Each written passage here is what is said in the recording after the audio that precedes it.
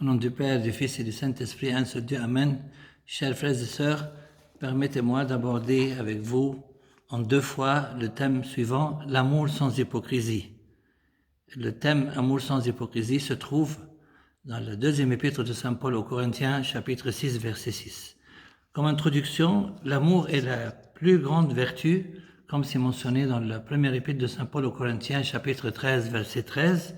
La foi, l'espérance et la charité, mais la plus grande de ces choses, c'est la charité, c'est-à-dire l'amour. Par contre, l'hypocrisie est le pire des vices. Qu'est-ce que l'hypocrisie? C'est le fait de déguiser son véritable caractère, d'exprimer des opinions et des sentiments qu'on ne ressent pas dans le but de plaire aux gens et non pas à Dieu. Dans certaines Bibles, l'expression « l'amour sans hypocrisie » se traduit par la charité sincère. Deuxième point, quels sont les critères de l'amour véritable selon la Sainte Bible? 1. Il couvre toutes les fautes, le livre des Proverbes chapitre 10. 2. Il est fort comme la mort, le Cantique des Cantiques chapitre 8. 3. Un amour sans hypocrisie, épître aux Romains chapitre 12. 4. Un amour fraternel, aussi épître aux Romains chapitre 12.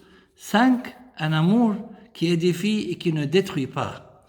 Comme c'est écrit dans la première épître de Saint Paul aux Corinthiens chapitre 8, la connaissance enfle, mais la charité édifie.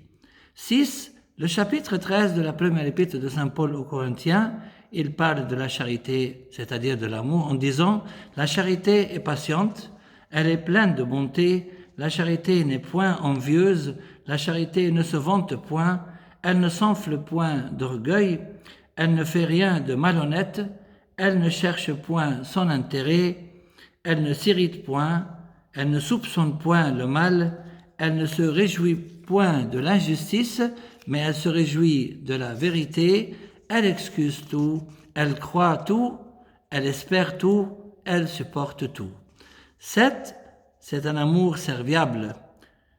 Comme c'est écrit dans l'Épître aux Galates, chapitre 5, « Rendez-vous par la charité, serviteurs les uns des autres. » 8. Un amour irrépréhensible. Comme c'est écrit dans l'Épître aux Éphésiens, chapitre 1, « Pour que nous soyons saints et irrépréhensibles devant lui, nous ayons prédestinés dans son amour à être ses enfants d'adoption. » 9. Un amour qui dure et non pas un amour éphémère, comme c'est écrit dans l'Épître aux Éphésiens chapitre 3, enraciné et fondé dans l'amour. 10. Un amour basé sur la vérité, comme c'est écrit dans l'Épître aux Éphésiens chapitre 4, professant la vérité dans la charité. Et finalement, un amour qui vient de Dieu, comme c'est écrit dans la première épître de Saint Jean, chapitre 4, car l'amour est de Dieu. Troisième point, quel type d'amour est rejeté par Dieu? Une question qui apparaît un peu bizarre, mais en fait, il y a 3 types d'amour qui sont rejetés par Dieu, et ces 3 types d'amour sont mentionnés dans les 3 premiers versets de la première épître de Saint Paul aux Corinthiens, chapitre 13. Premier genre d'amour, ou premier type d'amour rejeté par Dieu, dans le premier verset du chapitre 13 de la première épître de Saint Paul aux Corinthiens, Saint Paul dit « Quand je parlerai les langues des hommes et des anges, si je n'ai pas la charité, je suis un airain qui résonne ou une cymbale qui retentit. » 2.